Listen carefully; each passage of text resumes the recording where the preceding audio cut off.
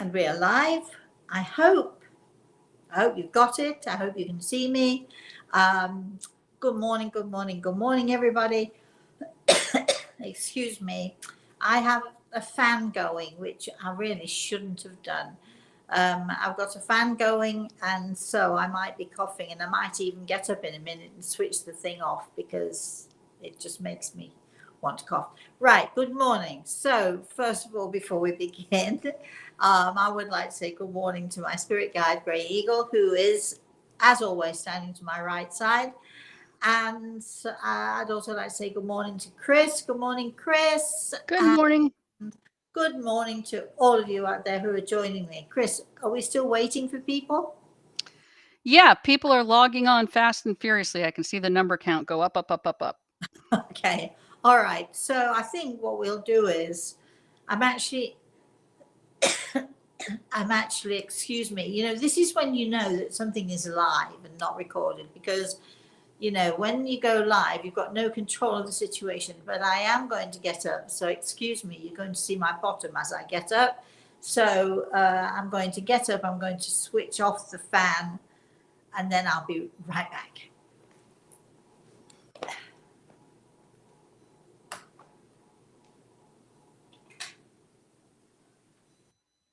Oh, that's so much better. There we go. There we go. Oh, I've got this robe on today. I don't know if you can see. I'm all covered up in my caftan. I love my caftans. They're so easy to wear, and so cool in this Florida heat. So, all right, Chris. Right, what are we doing? Yes. I don't know if Ornella is on yet, but we'll wait because I want to answer Ornella's question. Excuse me.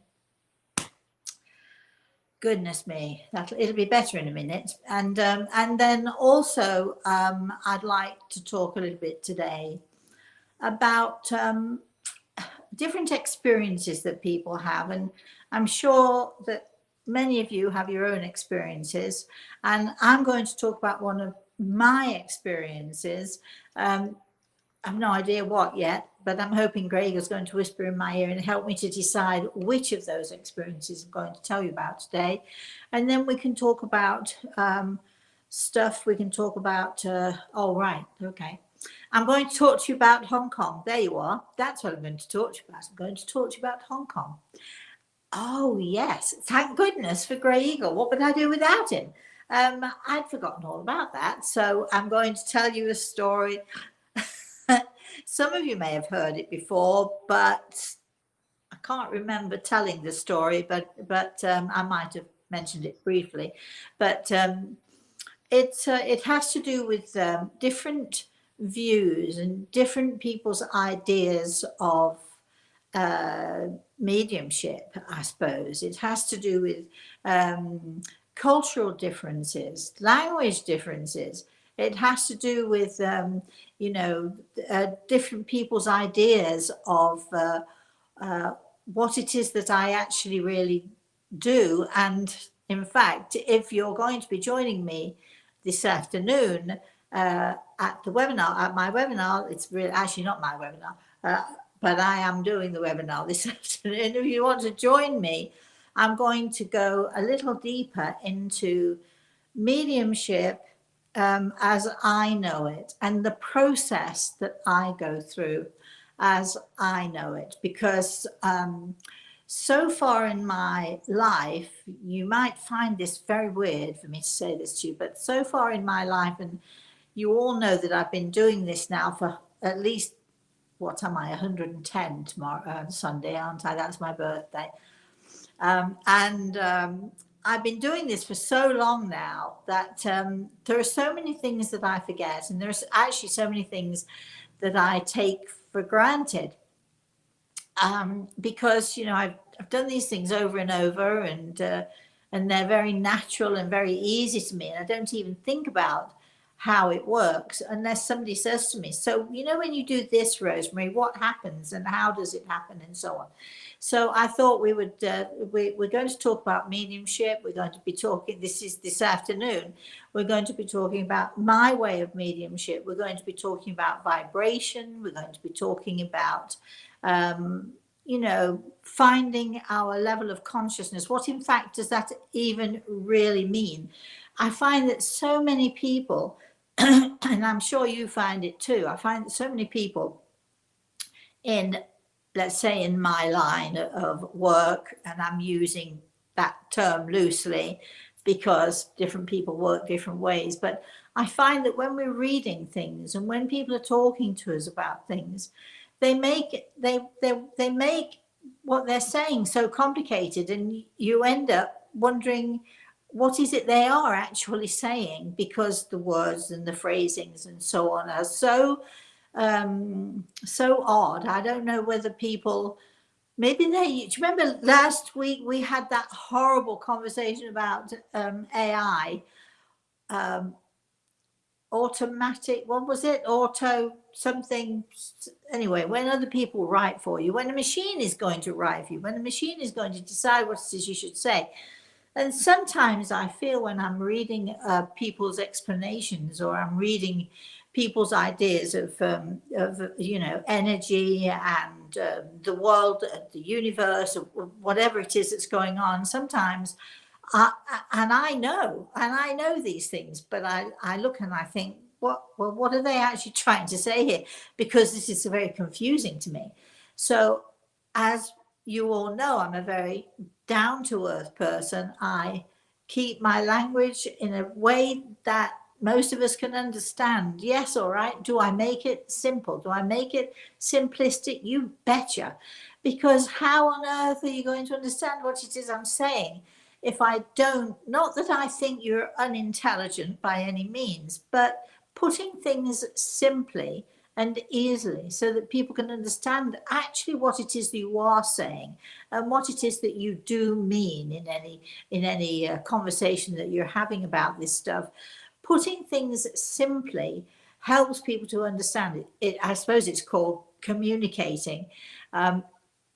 So we're going to be talking about that this afternoon as well. So I'm going to be communicating to you, hopefully, what happens with me when I do this stuff, and actually what do I do anyway? What is it really? And yes, all right, I talk to dead people. A lot of people say they talk to dead people, but what is it? How is it? How does it work, and so on? So they're the things we're going to explore a little bit this afternoon, and all about how we can connect, how each of us can connect, and how it's possible to connect. And we might even discuss the difference. I'm not going to talk about this today, but we could have a conversation about it next week if anybody's interested. What is the difference between mediumship and what is it that they call it? Chris, what is it? Trance or channeling? Channeling. Yeah, when I never knew about channeling until I went to Hong Kong. I'd never heard the term or the phrase used, and a lot of people think that channeling is mediumship, and to my mind, and this is only my opinion, of course, what do I know? But to me, channeling is a whole different thing. It's a totally different thing. It's an amazing thing. I mean, if you can do it, great. But it is not. That is not what I do. Have I surprised some of you? You mean you're a medium, but you don't channel? What does that mean? So we're going to be talking about that a little bit also this afternoon, and then maybe we next Thursday can have a further and more in-depth conversation about that. All right, Chris, how are we doing? Well, there are. Dean is on. Did you want to wish him his happy birthday? Happy birthday to you. It's not today though, is it? Isn't it? I believe it is. It's 3 days before yours. Is it? Oh, Dean, happy birthday. Are you sure? I thought it was the day before. I don't know why I was thinking that. But anyway, if it's today, I hope you have a great day. I'm going to have a fantastic day on Sunday. I've got no plans. I'm all by myself. Not, no, no. I do. I actually do have plans, and I'm going to have a great birthday. And Dean, if it is your birthday today, you know what I do? I do this with my daughter. I've always done it with my daughter since she was a little girl. I do it with myself because why not? And of course, I do it with Reese. We have a birthday, right? So we celebrate on the day, but we also have a birth week. So that whole week of birthday, and it could start the day before, or it could start on the day and then go forward, depending on what day of the week your birthday falls on. But we celebrate our our birthday in my family. We celebrate our birthday for a whole week. We do stuff for the whole week, and it's so we prolong that feeling of whatever it is you feel. I always feel joy and joyousness and happiness. The only time, I'll tell you all, the only time I ever cried because it was my birthday, not, I might have cried for other reasons, but on my birthday, because it was my birthday, the only time I was just so miserable because it was my birthday, except when I was younger. We don't want to go to those stories, really.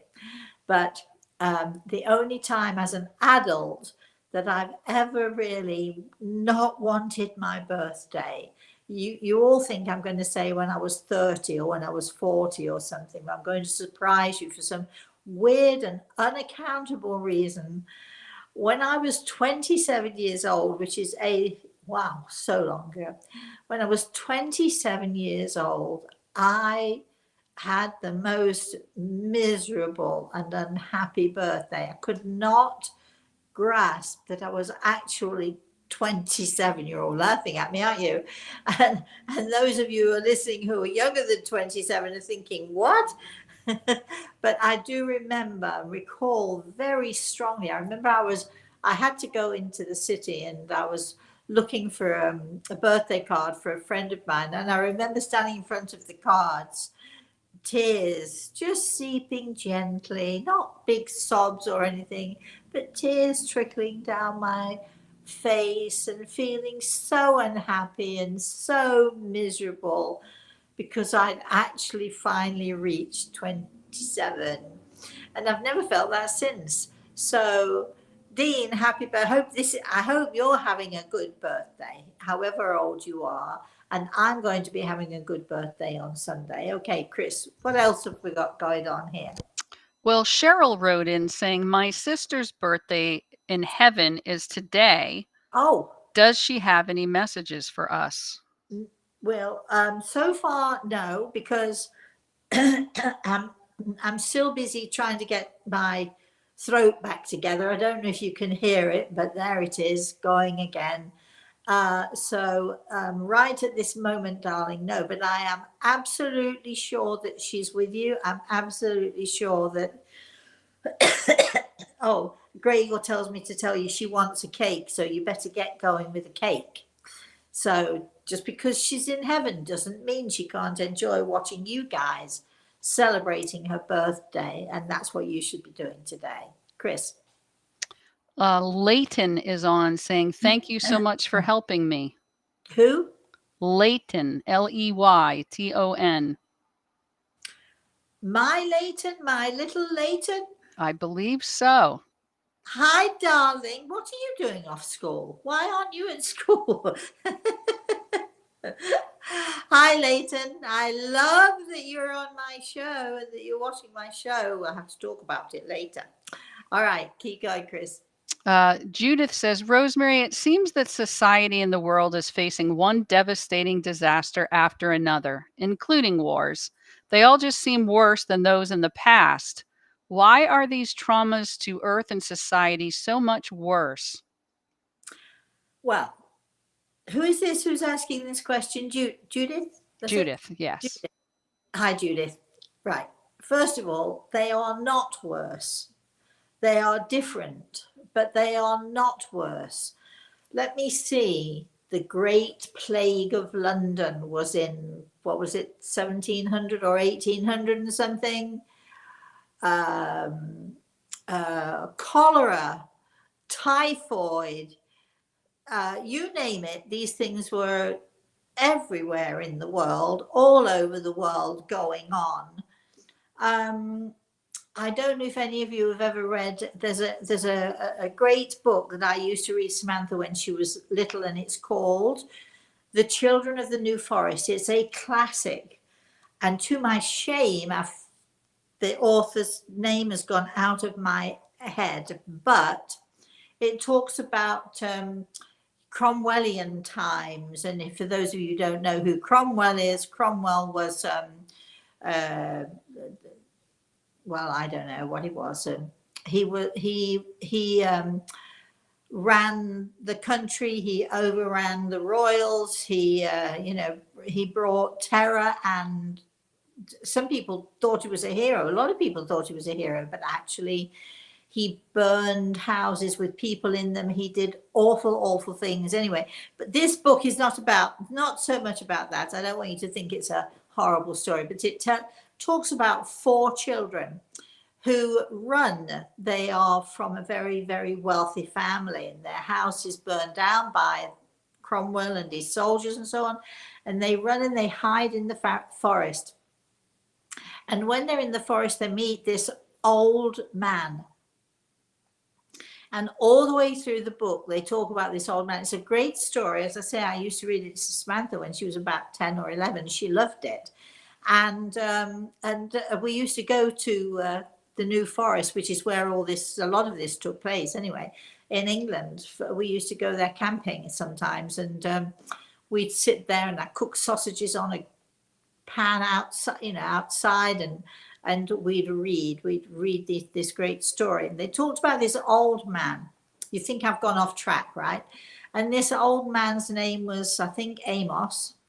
And the children described, and he described, he was old, he was getting more and more feeble. And eventually in the book, poor old Amos dies, but he's old. He was 40 something, and he's a very old man. And if you think about it, in those days, people did not live to their 50s, 60s, 70s, 80s, or even 90s. And there are people around who are even 100, celebrating their 100th birthday. We've got to stop focusing, I think, on what is wrong with the world and what is awful with the world, because there's plenty of it. As individuals, we can't do a great deal about it. As groups, we can vote, we can, make our voices heard, we can get involved in politics if that's what you want to do. But the world today, even though the problems are different, and even with COVID, and you go back to, COVID and so on, we were so lucky that COVID, really the worst of COVID happened over 2 years. I know that COVID still exists and it will always exist, but we're getting to grips with it. But I mean, go back and think about those days even in Victorian times, which is not so long ago, where people were dying of awful diseases, and red crosses were painted on the doors of the houses where people were sick inside, so that you knew that you couldn't go in there, or people had died in there, and so on. It's really the world today, when we think about it, and we think about the medicines that we know of now, and the cures that we have, and the amazing doctors and nurses that we have helping us. I think it's so easy to focus on the horrors of the world, and there are plenty of them, but please don't think it's just now and just in these times, because it is not. This world of ours has experienced horrors over the centuries, and in fact, since this world was created, there have been horrors, diseases, so on and so forth. I mean, it's not so long ago, you know, in Victorian times, if you got a cough or a cold, you were in danger of dying, and many people did. So I think we have to focus on being realistic and think about what is good in this life and what is positive in this life. And thank God we have the medical profession, and thank God we have, you know, people who have developed these amazing medicines that we can use, and that, you know, that I mean, we're now you know, I think the average age now of people living is somewhere in their 70s. I mean, it's pretty good when you think of poor old Amos in this book, The Children of the New Forest, who was an old man at 40 years old, and he felt like an old man. I mean, who, you know, who knew that we would live to this ripe old age and do so many wonderful things? And if you are in any doubt whatsoever about the beauty of this world, this is what I'd like you to do. Instead of focusing on all the awful stuff, this is what I'd like you to do. I'd like you to go to the nearest children's hospital and sit down and watch the doctors and watch the nurses and watch how the children respond. It's there's awful stuff. People have been dying of one disease or another for centuries. But the joy of those children, even those who only have a short life, their life is made whole in those moments. Their life is made better for the care and the nurturing of the doctors and nurses that we have. Chris, did I lecture everybody then? No, I think I feel as if I went on a bit of a rant then. no, I think you're tapping into a theme that's in the chat room right now. So, Okay. the name Garments and Shelters says, "Greetings, Rosemary and Gray Eagle. Can you address dealing with a specific physical condition, or in general, how to manage crippling anxiety? Thank you." Oh golly, well, I think last week or somewhere in the newsletter, I think we mentioned the bottom brick. So I'm going to bring that into this topic briefly. A lot of you wrote afterwards, well, what is the bottom brick? And if you go to the website, I think there are some examples, and we may even have people on the show today who went through the exercise of the bottom brick. The exercise of the bottom brick basically shows us a lot of the time where the anxiety or the uncertainty or the lack of confidence or whatever it is that is causing this anxiety. The bottom brick exercise helps us to find the core of it, the reason of it. And when I say the core of it, the heart of it, it's in order to help somebody with severe anxiety. This is only my opinion, and lots of doctors and psychiatrists have their own methods, so I don't want to tread on anyone else's toes. But for me, if somebody comes to me with with an issue, a problem, anxiety, lack of confidence, or whatever it is, what I try to do is I use the bottom brick exercise, which basically means that I help people to think back and to discover for themselves what started the problem in the first place. Where is the core? Where was the beginning?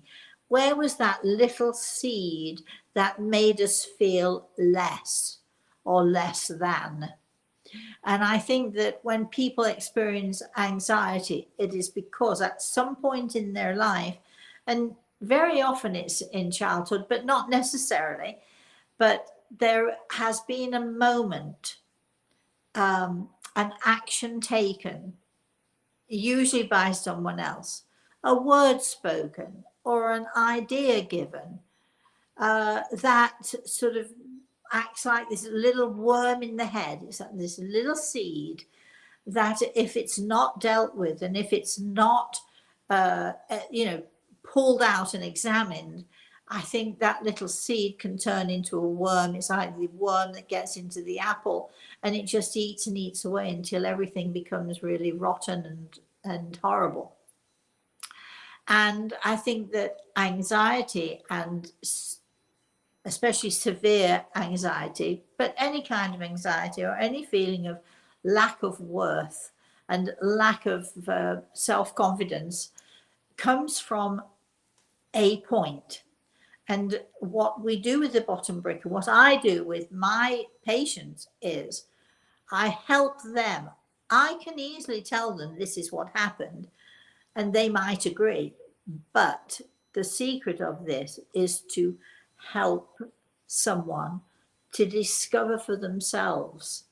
So I try to ask the right questions in order to get people to think, in order to get them to maybe go back in their life and to think of some of those experiences that in fact were damaging to them, and maybe even that person who actually did the damage, sometimes deliberately and sometimes inadvertently. It's not about pointing the finger. We're not blaming you. Well, my father said this to me, and or he used to beat me, or whatever. It's not about my mother did this. It's not about pointing the finger. It's not about blaming other people. It's about trying to discover, and I find it a very easy process, but that's me. And you see, there's much more to mediumship than you can even begin to imagine. But in helping people to find or to discover where that moment was, what that moment was, and how it occurred, it starts to put things into perspective. It starts to help people to figure out, oh, yes, right. And then we can figure out, was it something that is wrong with them, or was it something that was wrong with the person who was demeaning them? Again, deliberately or otherwise, demeaning them, making them feel less, making them feel smaller. And the answer is that actually it isn't anything that you did. It's usually some outside influence. It can be some sort of an event, or it can be a person who says something or does something, or just who makes you feel less. And once that happens, and then somebody else says something, or that same person says something, you begin to feel less and less. And so therefore you start to develop this feeling of worthlessness and the inability to cope. And as you grow older, and especially if you sort of, get involved with other people or other situations that make you feel less, you end up not able to cope, not able to deal with the anxiety, not able to deal with whatever it is that's going on with you. And so I think that different people experience different kinds of anxiety, but we first of all, this is my way, I help them. It's no good me telling them. They have to discover it for themselves. We each have to discover this for ourselves. Because once we discover it for ourselves, it's real. And we have that aha moment. And what the bottom brick exercise helps people to do is to, aha, that's it. That's the root. That's the seed that started the damage. And once we know the root of an issue, once we know this where the seed comes from, we can deal with it. And we can, and then helping people and showing people ways of dealing with and understanding that, it's something that somebody is somebody else's problem that they put onto you. You don't understand that or didn't understand that. And so it grows and grows, and you feel less and less worth anything at all until the anxiety builds and you can't you can't, it's such a struggle to live your life on a daily basis. So we did offer anyone who wants to try the bottom brick exercise, we're happy to take volunteers. We're happy if you want to do it. And certainly I'm happy to do it with you, for you, whatever. And so if you would like to email the office, excuse me, Rosemary at rosemaryaLtea.com, and say, can I do this, or can I volunteer for the bottom brick exercise? We shall certainly consider you. And we've had some great results, and there are some fabulous people who have done it already and living their lives now to the full. Chris. All right. The next question's from Barbara. Hi, Rosemary. Each day I try to focus on gratitude and am thankful for what I have, but I'm still very sad and feel very lost without my husband, even though it's almost 4 years. Do my loved ones in spirit have any advice, or maybe I will just always feel this way? Thank you for all your help. Now, I love you, Barbara. You know I love you, so you're not going to like me very much when I tell you that, boy, oh boy, do you need a good kick up the bottom. You know he's there with you. This is, and I get the sadness. I'm not diminishing it. I get the loss. I'm not diminishing that. I totally get why you miss him and so on, but you have your life to live. And what do you think he's thinking when he sees you this way? So I want you to stop. I know it's easy to say and not so easy to do, but darling, I want you to have the best life. And of course there'll be sadness there, but the way that you're telling me this, it's almost as if you're allowing this to ruin the fabulous and wonderful life that you still have, that he still shares with you. He sees you, he watches over you every day. And the one thing I can tell you that he wants you more than anything else is that he wants you to be happy. You're saying, I can hear it. I can hear you saying it. How can I be happy without him? But you're not without him. And this is where you know this, but it's easy to say I have faith. It's harder to live your faith, isn't it, every day? I'm going to help you. I'm going to send you some healing. And boy, oh boy, you'd better get a grip. I want you to go out there. I want you to do fun things. I want you to do things that you and your husband would have done together, or he would enjoy you doing, watching you doing. I want you to have the best life possible. I know we all grieve.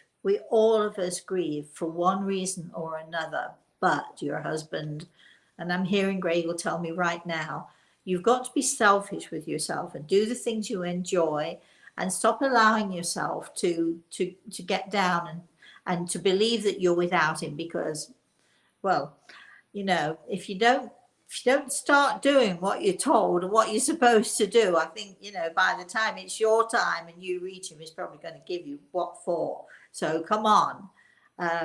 Life is beautiful. It's joyful, with all of its traumas, with all of its difficulties, with all of its diseases, with all of its wars, with all of that stuff. Life is a gift to us. And I want you to live it to the full, and so does your husband. You don't like me anymore, do you? You're probably never coming back again to visit me. But I have to tell you that because you need to hear it. Chris. Jojo says, happy birthday to you. Did everybody leave the site because I'm so mean?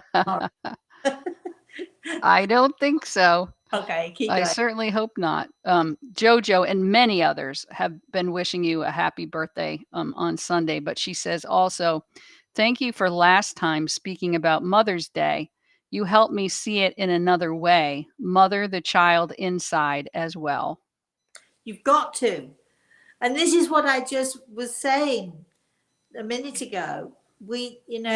I have this lovely lovely, lovely guy this week who came to me for a consultation. He was a fabulous guy. And I said to him, you know, it's time you started to be selfish with yourself. And his eyes went wide because the concept had never entered his mind. For some reason or another, we feel guilty when we're selfish with ourselves. Now, I don't mean be selfish with yourself to the point where you walk all over everybody else, but do something you want to do. Even if everybody else says no, just get on and do it. Do it for you, do it for yourself. And, you know, just I'm going to be selfish with myself on my birthday. I'm thinking a little bit of as to why. I want to tell you this story from Hong Kong because it's so not true. But I was talking about how other people perceive and what people perceive mediums should be. And I can remember being at a party in Hong Kong. I'm only going to tell this short story. I might tell a little bit more of it another time, but we have lots of questions, so I want to get those in.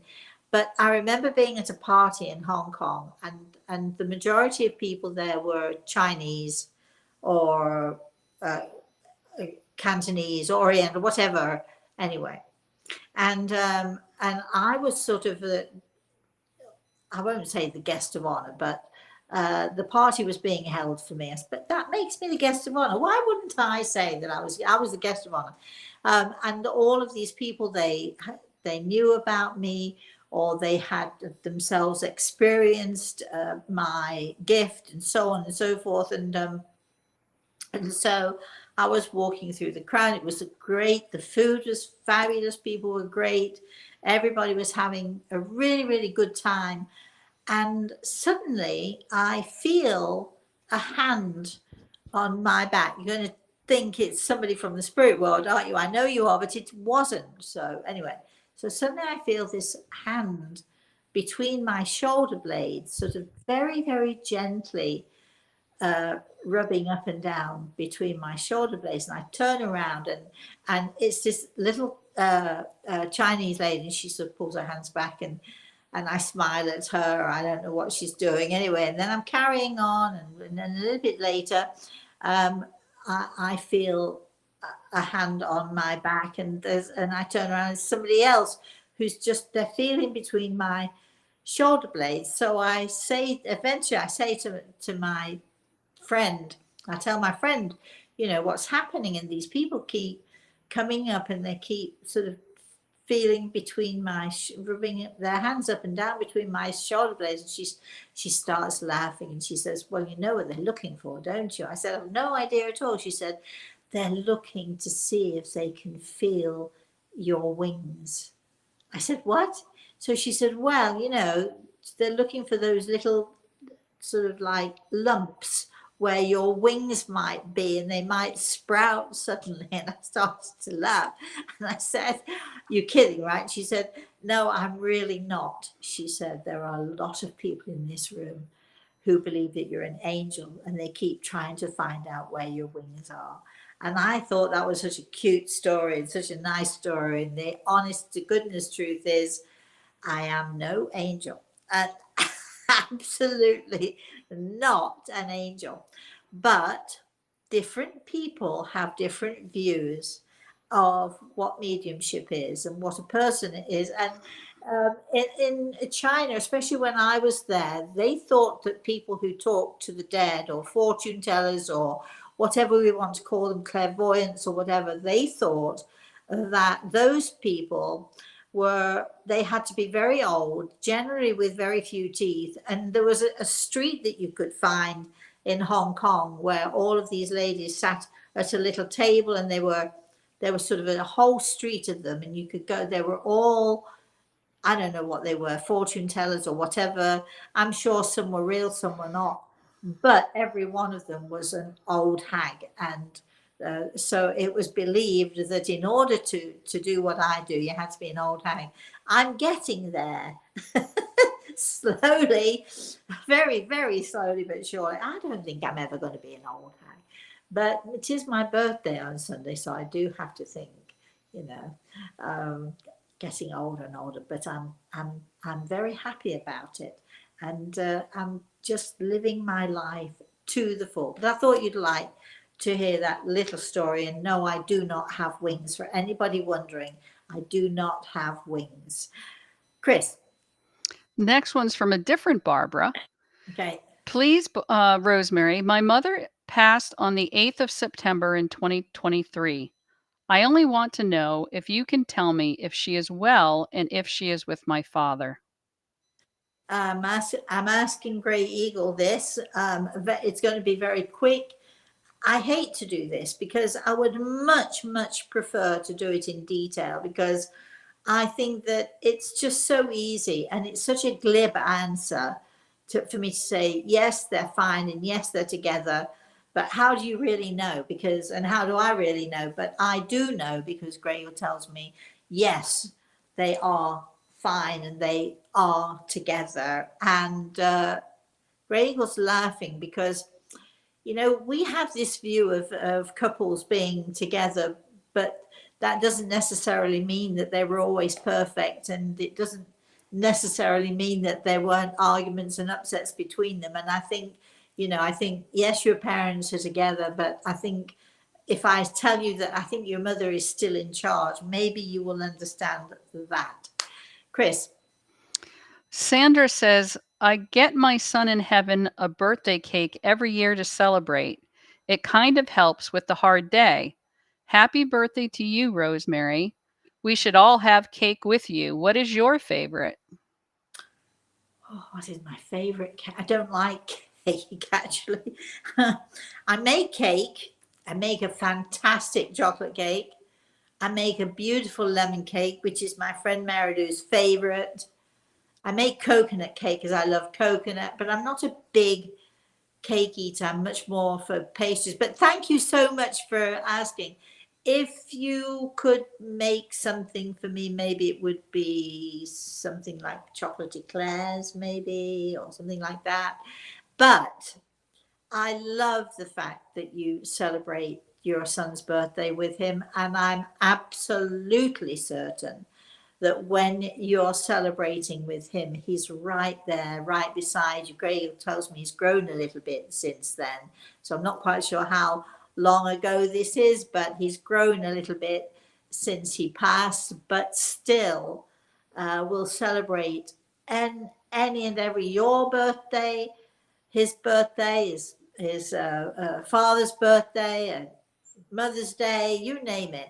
Those in the spirit world will come to us and they'll draw close to us in those moments when, very often, when we're feeling the most alone, we will feel them with us. And I'm sure you felt your son with you from time to time too. So good for you. What is his favorite birthday cake? I'd like to know that. Chris. Starla Tech says, hello, Rosemary. Glad to hear you sounding better than last time. Thank you. My daughter's father passed away 1 year ago in March, and a few days before her birthday. What happened to him? Oh goodness, we need far more time. What I'm going to suggest that you do, if you can, is to find a way to book a consultation either with me or just make sure it's somebody really, really good, because I think the detail of this is not it. I just said I'm not going to give glib answers, and I could easily just say something, but it wouldn't be right.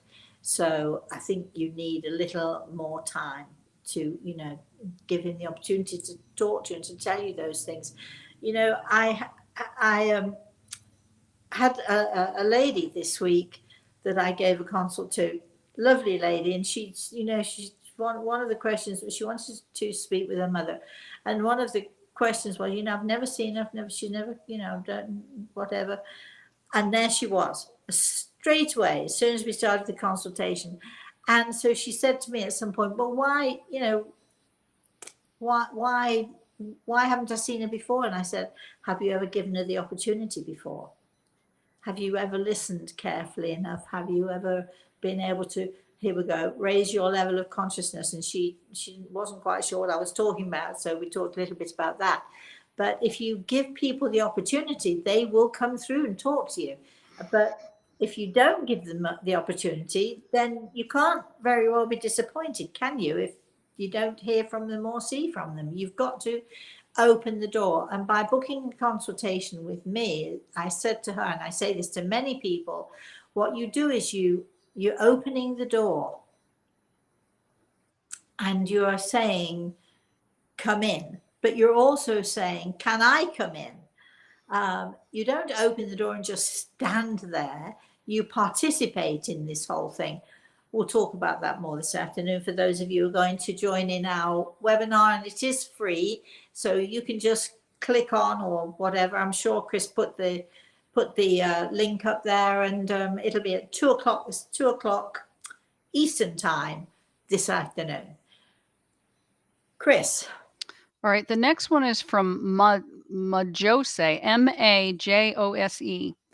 Hello, Rosemary. I am reading the second book. You and your guide are great beings of light. I send you all my affection and love. I do not speak English, but I hope one day to deserve to be a channel of healing and help in the field with my beloved ones, animals. I send you lots of love, light, and peace. I love you sincerely, deepest of my soul.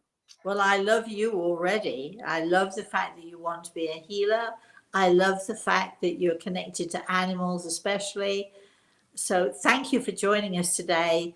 And I hope somehow you'll be able to get the translation of what it is that I'm saying to you.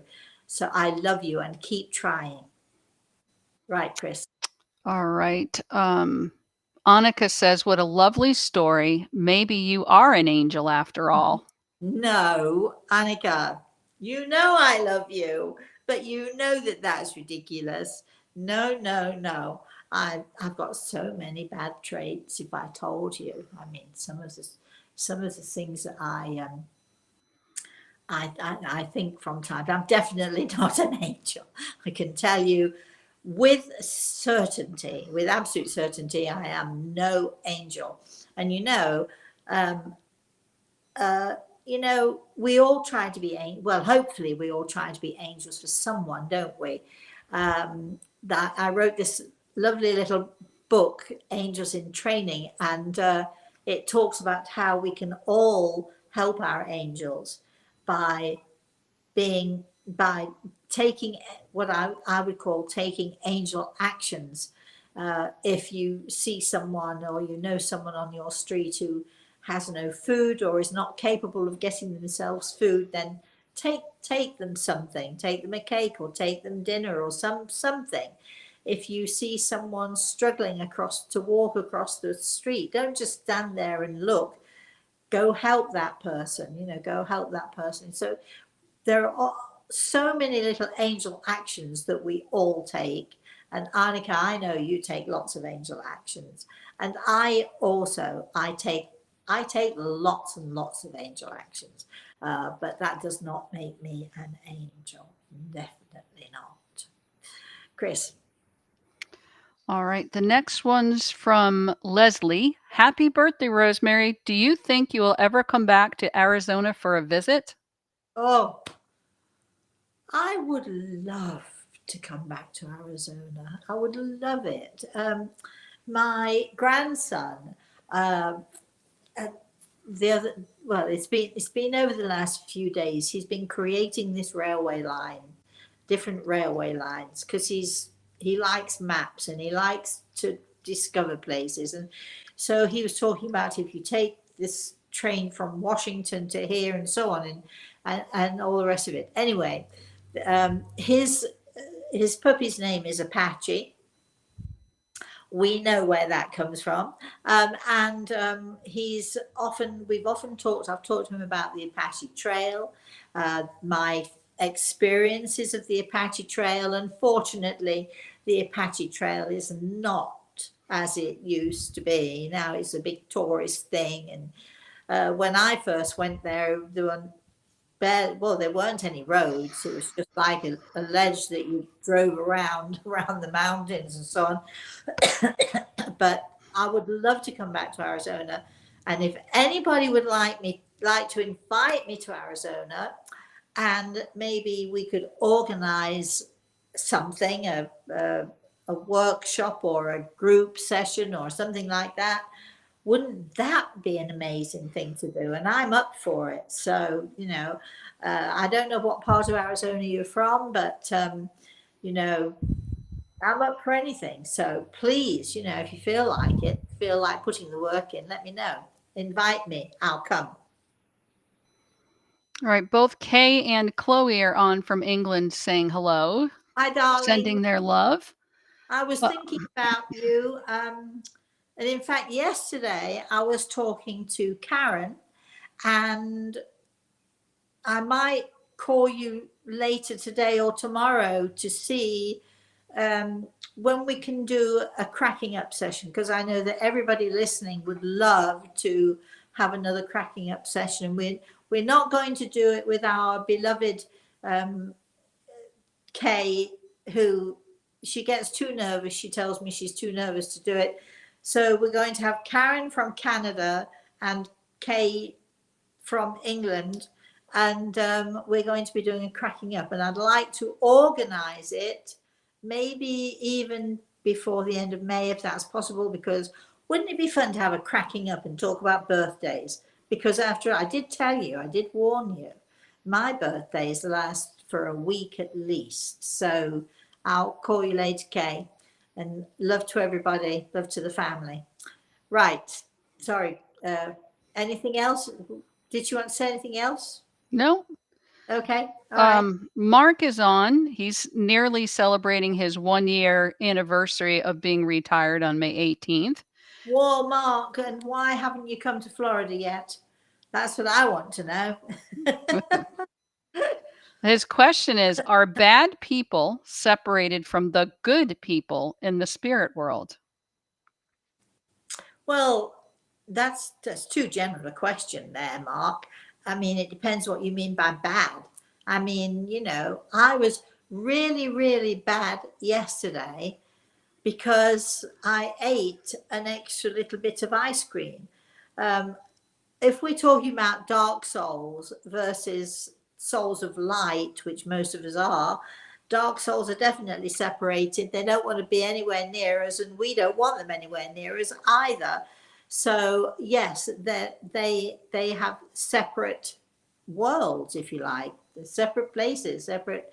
So, but yes, but I mean, you can be bad by having that extra piece of chocolate, or you can be bad by, being mean to somebody or what have you, but that doesn't make you necessarily a dark soul. But dark souls and souls of light definitely do not come together. Chris. Karen says 2 years ago, my sister died. 6 months before she died, they revived her, and she was really upset because she never saw anything or anyone and was scared to die. Does it take time when we die to meet our loved one again? No. The truth is that she actually didn't die. She was in a state of, let's say that in between state, which is why she didn't see or connect or what have you. Plus, she probably was so terrified that she, don't show me. I don't want to see anything. But I'm smiling because it's not the first time that I've heard people say this, but when we do actually pass and the cord is broken, so to speak, that's when we see and hear and we have this sense of, and I mean, I've heard too many people tell me their experiences of passing and how beautiful it is, or how I'm just thinking this week, a mother told her daughter how her angels lifted her. And I also heard somebody else talk about for a few minutes, and however, for a short time, however long or short that is, for a short time, it was, although it felt wonderful, she felt safe. It was very, very dark at first, but she did feel herself being carried slowly, gently, and then she felt the light. And at first, it was just a little thing, and then really a light that was so bright that she could barely see through it. And then that's when she told us how she saw, then all, through that light, she saw all of her family and her friends waiting for her. And she was describing what an absolutely amazing experience that was. And I think that your sister had that experience when it was meant to be. Chris. Sandra's reporting back. My son's favorite cake is red velvet. Maybe not that popular, but he loved it. Well, that's all that matters, right? Isn't it? Can you make it? Do you know how to make it? Do you have the recipe? It is not my favorite because of all of the desserts, if I went to a restaurant that had amazing desserts, I would not choose cake because I'm not a cake person, but I do have recipes in my cookbook if anybody's interested. I have 4 or 5 at least, coconut cake, lemon cake. I make the best lemon cake, I have to say. And my chocolate cake is my grandson's favorite because it's more of a mocha, which is sort of chocolate with a little dash of espresso in there. So I do make good cakes, but give me a choice about a cake or a pastry, I'll take the pastry any day of the week. And in fact, pastry is my downfall, I have to say. So keep going, Chris. Mark wants to know how about if it's homemade blueberry pie for a birthday? No, no. I can't eat berries, I'm afraid. They have oxalates, which are very bad for me because berries, spinach. I love spinach. I used to have spinach all the time. Spinach, broccoli is one of the worst for me. All of the foods that you think are healthy, uh, um, not so healthy. And I love nuts, and I'm not allowed to eat any nuts of any kind, which is, horrible. But anyway, but I'm going back to fish. I'm eating fish, and more fish, and having a great time. I made some delicious swordfish a couple of days ago. What else have I made? Yesterday I had branzino. Nobody seems to know what branzino is, and if you look it up, it's Google or something. It says, what does it say? It says it's the the Mediterranean version of American sea bass. Not true at all. Sea bass is much thicker and there's a whole different flavor. But branzino is very hard to find. But I did find not in Whole Foods, in Trader Joe's, I found bags of branzino fillets, and I had a couple of those last night. They were really good. They were so good. The fish is so delicate and so tender, and I actually baked it. But sometimes I'll pan fry, and sometimes, don't get me started on cooking. But anyway, so I'm just eating meat. I can't remember the last time I had it now, but I'm eating meat maybe at least once every couple of weeks or something, but that's it. Years and years ago, I didn't eat meat for years and years and years until I actually came to the States.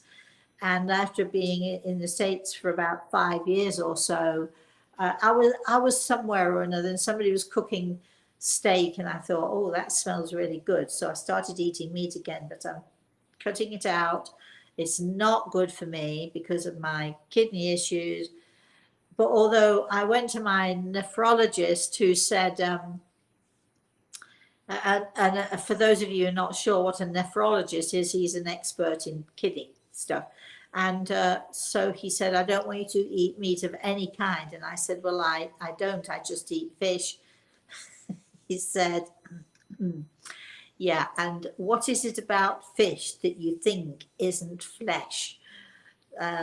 He said, I don't want to eat meat including fish of any kind. I can't give it all up. So I'm just having a fun time having different types of fish. So anyway, moving on from that.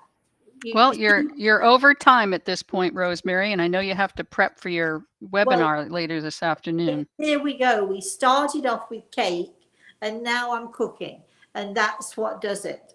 So, is there one last question?